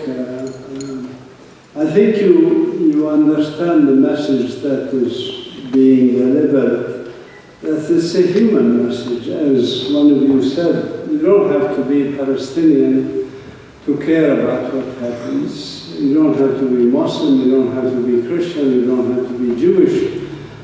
You just have to be human to really understand and connect to us. And connection, knowledge is one thing, but action is another thing. So I go back as a shepherd, what we were told is go out, tell the world. But tell the world and get something done. I mean, we Palestinians, Muslims and Christians, by the way, consider Jesus as the first martyr, first Palestinian martyr, because he was killed in a country called Palestine at the time, and for 3,500 years was called Palestine. And he was killed for what? What is the accusation? Rocked the boat. Troublemaking, if you want. He turned the tables at the temple. So today he would be called an economic saboteur and violent or something. They accused me of violence even though I never committed any violence, and I asked them, why do you put this on the list of charges? They said, you committed psychological violence to the soldier. I said, psychological violence? I said, yeah. You caused him psychological injury by telling him, I was telling him simply that saying the excuse that I was obeying orders is not acceptable if you are doing something immoral and illegal by international law. And I reminded him that the Nazis used that excuse and they were not excused. So they said I had psychologically injured him, so Anyways, so I just want to ask if the sign-up sheet with the email is still passing around. Okay, good. So I want to thank you for attending and for your interest, and encourage you to act. And actions are certainly much louder than words. You can act from here. Each of you can tell your neighbors, your friends, your children, your grandchildren, get them to come to Palestine, get them to see reality, because after all, reality, as I told you, the people who've been here to our country and saw reality, they become active, they become more engaged, like Ryan and others. So you engage by trying to change the circumstances of what's going on and your own circumstances. And for me, actually, this is living a healthy life. Living a healthy life for me is being engaged. I tell you, if I was not engaged as much as I am and busy as much as I am, I would be in a mental institution. If I think about how what's going on around us and the way the world is, and the environment and the killing of children and all this. Finally, I will end by saying this. Before I came on this tour, I received a call from a friend of mine from Gaza, from Rafah. Her name is Hiyam Sayed. And Hiyam Sayed was 7.5 years old when she was shot in the eye by an Israeli soldier. She was one of about 400 or 300 some Palestinian children whose eyes were shot at the time between 2000 and 2005. It seems to have been a policy then to shoot rubber-coated steel bullets at children's eyes. Anyway, we brought her to Connecticut to treat her, get a prosthetic eye for her. She lived with us with her mother in Connecticut in the US for 2 months while we did all the medical procedures. And then she went back to Rafah in 2001. She has since gotten, not Rafah, Gaza, I'm sorry, she's from Gaza City. Now she is in Rafah. But anyway, she went back, she got married, she has a 10-year-old son even now. I talked to her before we came, and I said I'm going to Australia and New Zealand, and she asked me about what is these places and what do the people think here. And I told her what I know, what I knew before I came here, that the people are with us, but the governments are not with us. And she said, well then please thank the people on my behalf. So thank you.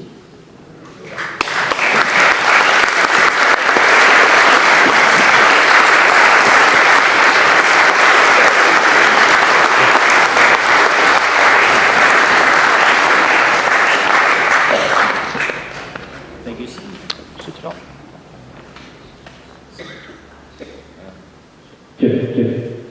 Thank you so much, Professor Mazin. We'll now take questions, and I'll ask those who are taking up the collection basket, if you could circulate the collection basket. The collection will be for the cost of this tour and for the work of the Palestine Institute for Biodiversity and Sustainability, which both Professor Mazin and his wife Jessie run in Bethlehem as part of our Catholic University here. So, first question. I'll ask Professor Mazin to come up here. You stand up here and I'll use the microphone to ask the question. Okay. Do you still have volunteers at your centre in Bethlehem? And if so, how do I apply to do that? It's very simple. PalestineNature.org. There's a tab for volunteer. You click on that and you will get to read about what the volunteers do, the various tasks, whether they do it remotely or they do it by coming and visiting. If they come and visit, volunteers get room and board. And if you want more detail while we are here, talk to my wife there. She and I, raise your hand, Jesse, or stand up. so they know what you look like. She's volunteer coordinator. So she and I are full-time volunteers, of course, at this institute. So we are also volunteers, and we love to have more volunteers who help us either remotely from their country or by coming to Palestine. As I said, we have good food also, don't worry, we'll feed you well. Do you think the International Court of Justice will order a compulsory ceasefire?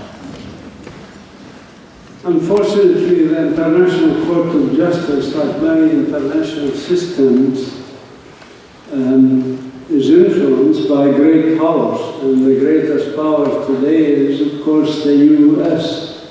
The United States wields a lot of power around the world. If the International Court of Justice, which has ruled already, told Israel to allow delivery of aid, even allow the food and medicine to come in, Israel ignored it. International Court of Justice, unlike courts here, for example, a court here rules something, the police goes and executes. International Court does not have enforcement mechanism. What has enforcement mechanism? Supposed to be the United Nations Security Council. The United Nations Security Council, as you know, there are 5 great powers that have veto power. And the US has already said, no matter what way they rule, we are going to veto any resolution that tries to punish Israel, as they did veto dozens of resolutions that tried to make Israel obey international law and international humanitarian law, or as Israel violates, commits war crimes. So it's very difficult to see enforcement of any ruling, even if it's favorable. But that's the way it is. International Court of Justice ruled very quickly on some other issues, but in the case of Palestine, they are taking their sweet time as more and more children get killed and not really acting like they should. But even if they did, there's no way to enforce anything. What initiatives are there for a truth and reconciliation process as there was after the end of apartheid in South Africa, and a return and compensation process as has happened in this country with the Te Tia Waitangi? I actually visited South Africa. I spoke at the church of Desmond Tutu. There were 2,000 people maybe attending. And I loved Desmond Tutu and what he did with the Truth and Reconciliation Commission in South Africa. Yes, if we end Zionism, we end colonialism, then we should have a Truth and Justice Reconciliation Committee that looks into all the atrocities that happened, like what's happening now with the genocide that's ongoing, preventing people from getting food, water, medicine, electricity, all of this stuff. Who's responsible for this? They should be brought to justice, and we should have reconciliation. Some Zionists say to me, well, Palestinians will never forgive or forget. I say, we can forgive. I saw some situations in South Africa where a guy who killed a young man, a black young man, and he was just admitting and crying and saying, I killed your son, I was brainwashed, deluded, I'm so sorry, there's nothing I can do to compensate you. And the guy comes up and hugs him. People are forgiving, but they're not forgetting, and there has to be justice. There has to be some element of justice associated with these things, return of land, especially, and return of refugees to their homes and lands. We're 15 million Palestinians. 8 million of us are refugees or displaced people, as you heard from one of the speakers here. His family is refugees. Why doesn't he have a right to even go visit his country, let alone live there? Because somebody thinks it ought to be a Jewish state and that the indigenous people have no rights in that country. So yes, we can have truth and reconciliation, but we have to have first and foremost ending this apartheid, ending this genocide, ending this ethnic cleansing.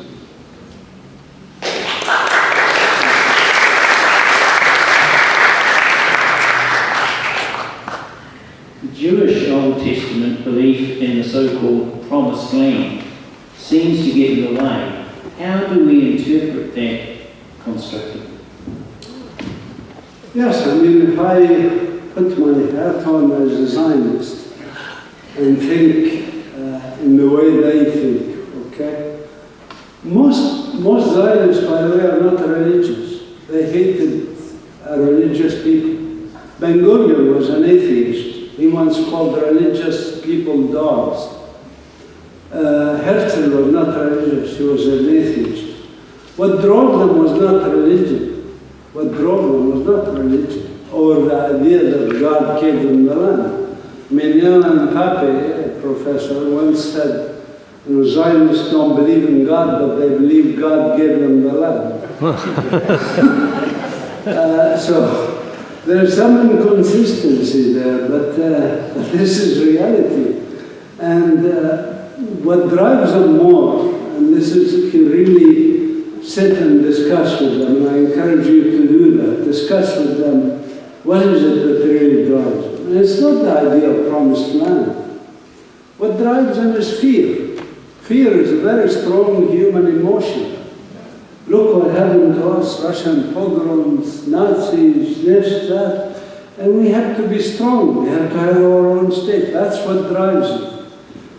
Or at least that's how the Zionist leadership propagates the fear to them, you know, which is, you drive racism by fear, you know, by telling people they're afraid, that there's a threat, you know. And the Nazis did the same thing, by the way, spreading among the Germans this notion of a Jewish conspiracy that's about to bring down the German Empire. This is natural. This white rose, by the way, I'm wearing here, I don't know if you know the significance of it. This was a campus movement, along to the campus movements that are happening around the world now.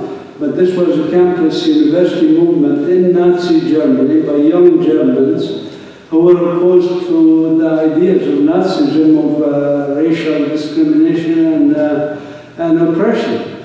And the girl and her brother, her name is Sophie Scholl, she was killed. She was beheaded, she and her brother, in 1943. She was 21 years old. I tell the students at the universities in the West, at least, you're not going to be beheaded, so don't worry. You can be arrested and charged illegally, but you know, nobody's going to behead you, so speak out, don't worry. I was arrested many, many times. So my point about this fear aspect, it really has to be addressed.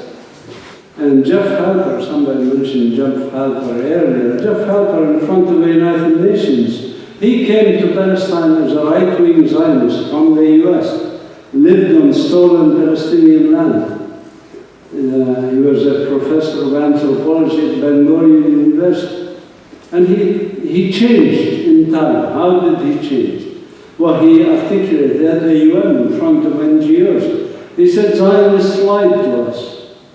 They said to us, by having our states having nuclear weapons, bombs and walls and all of this stuff, we are safe. But the Jew today in Berlin is safer than a Jew in Tel Aviv. You cannot have safety by oppressing another people. This is a lie that this is about safety. So you address people on this level, and that's how we gain them as allies, because it's certainly not good for Jews to be, genocidal people like Netanyahu. It is not something that's to be proud of. You know, when you are shooting children in the eyes, or now they stop shooting them in the eyes, they shoot them literally in the back of the head.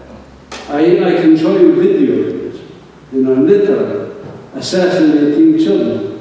This is not something that, you know, that is connected to Judaism or that will help you have security or safety or peace.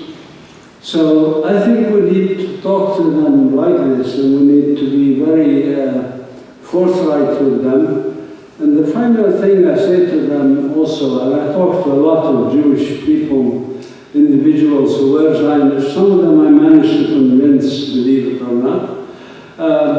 You know, in one case I convinced somebody by showing him the history of the Nazi-Zionist collaboration. And he didn't believe it. I showed him the documents of the Nazi-Zionist collaboration. You know, and there were.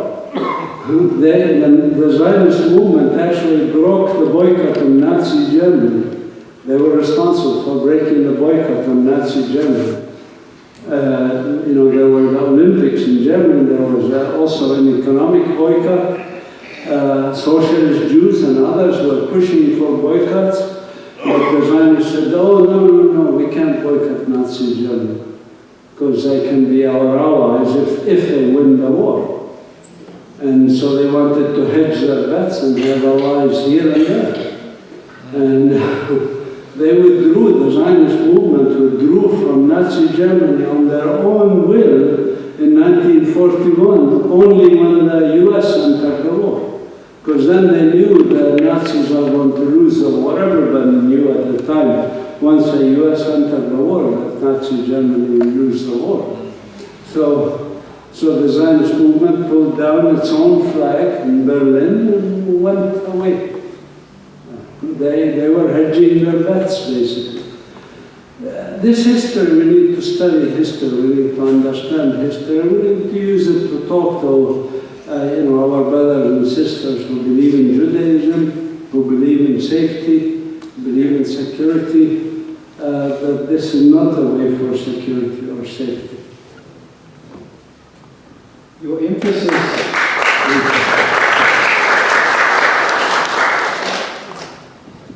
emphasis on diversity, tolerance, and respect would seem to indicate your preference for a one-state solution rather than a two-state solution. Please comment. Okay, one versus two states. I am for a no-state solution. You know, the reason I say this, I'm sorry, but you know, what is this concept of nation-state and where did it develop? Do you know the history of the concept? I mean, humans politically evolved from city-states, which started in the Fertile Crescent about 10,000 to 12,000 years ago, city-states.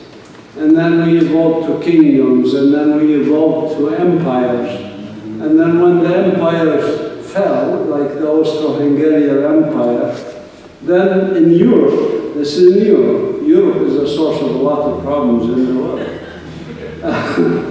But in Europe, they developed this concept called nation-states to replace empires. So instead of the Austro-Hungarian Empire, we developed Germany, Austria, Hungary, Poland, etc.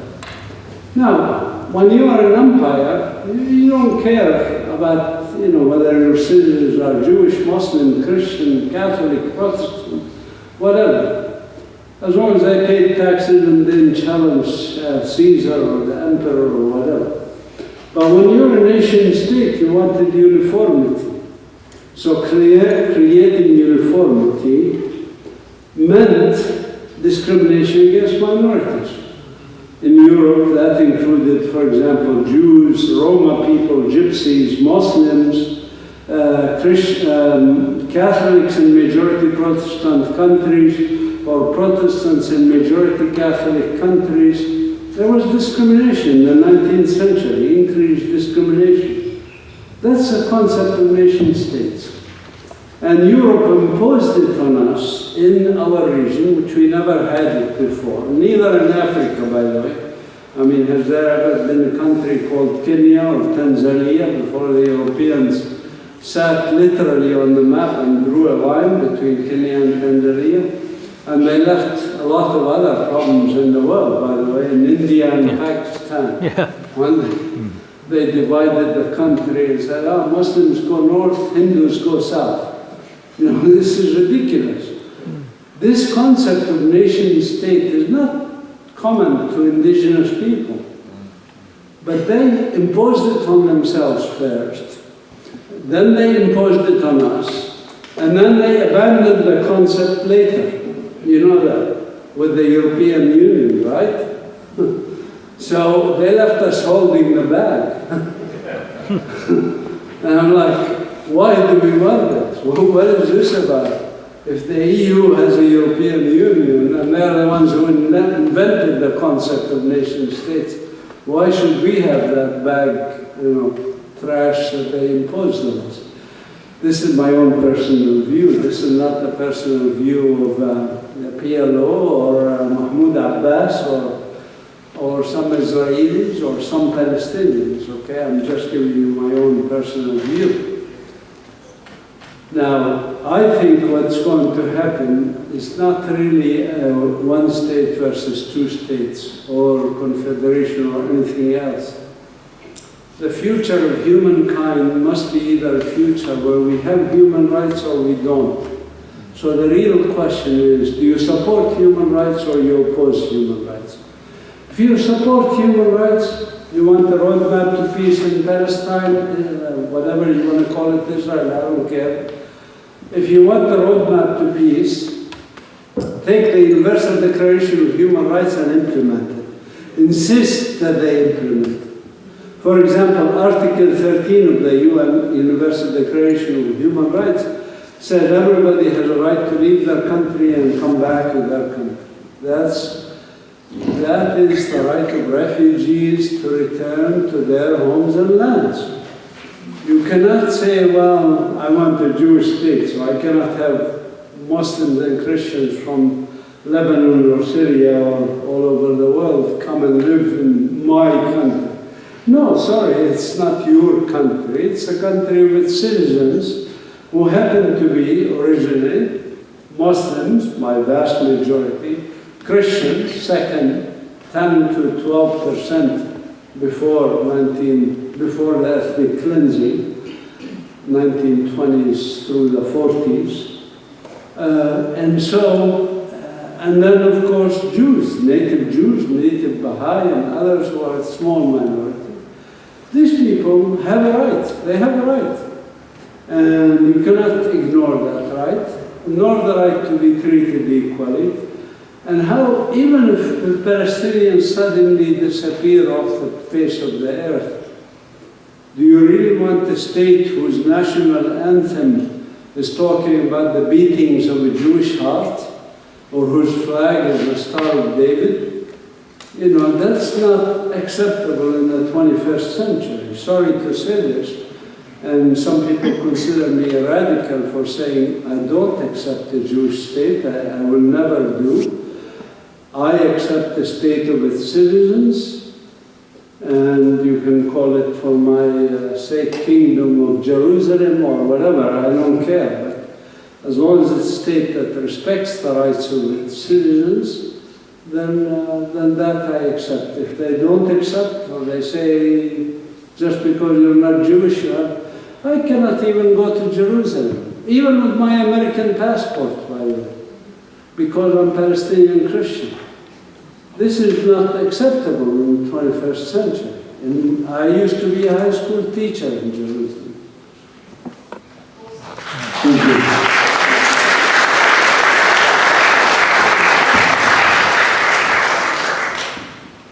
you. We've reached the end of our allotted time for questions. There are still some more questions, so sorry about that, but there is an opportunity to discuss these issues more with Professor Mazin at the end of our meeting. We will be gathering for afternoon tea, and that is again outside the door you came through, along the cathedral. Turn right at the end across the courtyard, and there we'll be having our afternoon tea. You all are very welcome to join us and to continue the conversation with Professor Mazin there. struck me the most about your lecture this morning was that beautiful vision from your people. The vision of how people of different cultures and different religions can live together in the same land as they lived in the Holy Land for thousands of years. That really spoke to my heart, not only as the solution to all the conflict and injustice and violence in the Holy Land today, but also for our own country and everywhere human beings are, because it's that wonderful vision of what God wants for us, to love each other, to respect each other, to treat each other decently. So thank you for inspiring us with that message. On behalf of Pax Christi, it's now my pleasure to finish the meeting by giving Professor Mazin two gifts. The first gift is a Maori punamu, or what's also known in English as greenstone. It's a very sacred and holy carving. The manaya is the carrier of spiritual powers. It represents the sky, earth and sea and the balance between them. It protects the wearer from evil. So Professor Mazin, if I could ask you to remove your hat, and I will place this sacred punamu around you. Thank you.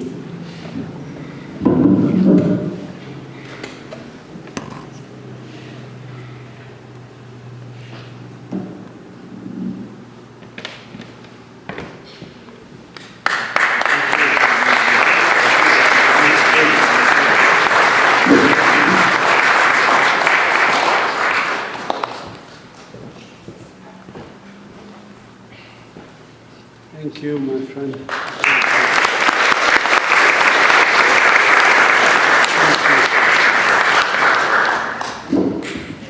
Our second gift is a book, and it's called Listening to the People of the Land, subtitled Christianity, Colonization, and the Path to Redemption. So please take that with us.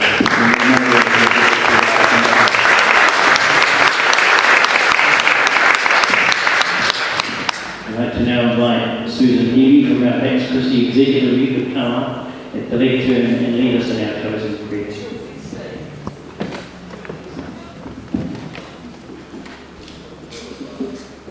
Let us take a few moments, first of all, for prayerful silence.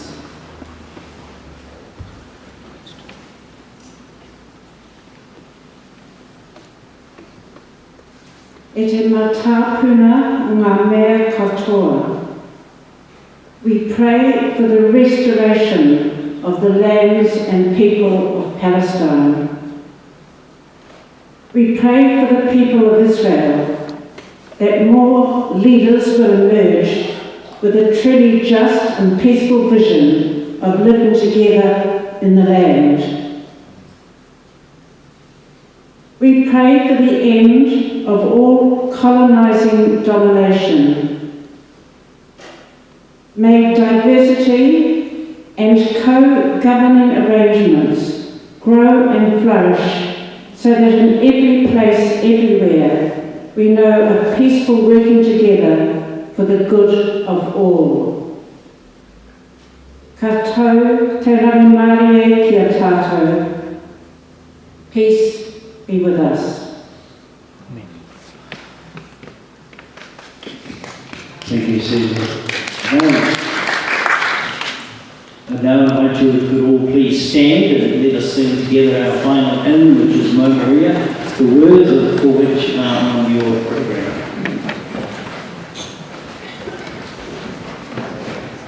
Oh, Maria. Maria.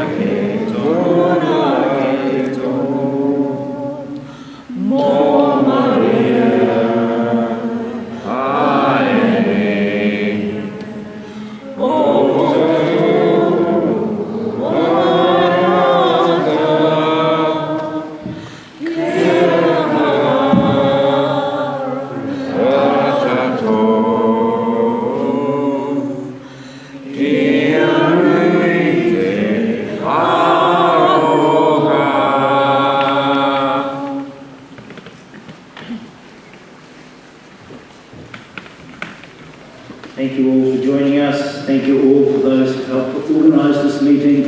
Thank you for those who came to respond to Professor Mazin. Thank you so much, Professor Mazin. If you'd like to join us for tea and coffee, you're most welcome to. There will be some books that Professor Mazin has written for sale there, and I will conclude our meeting with a blessing.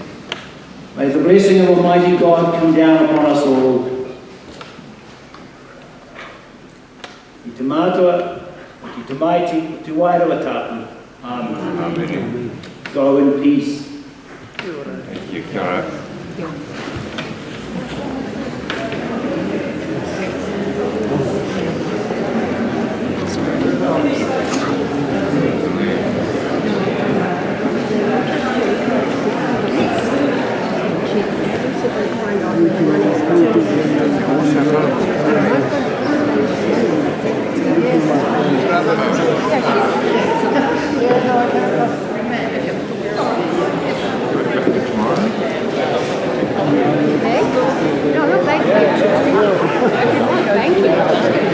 Uncle ji मैं जरा इन्हों help करके आया इन्हों Excuse me, do you have a recording? My hearing aid packed up. sorry. I missed most of it. yes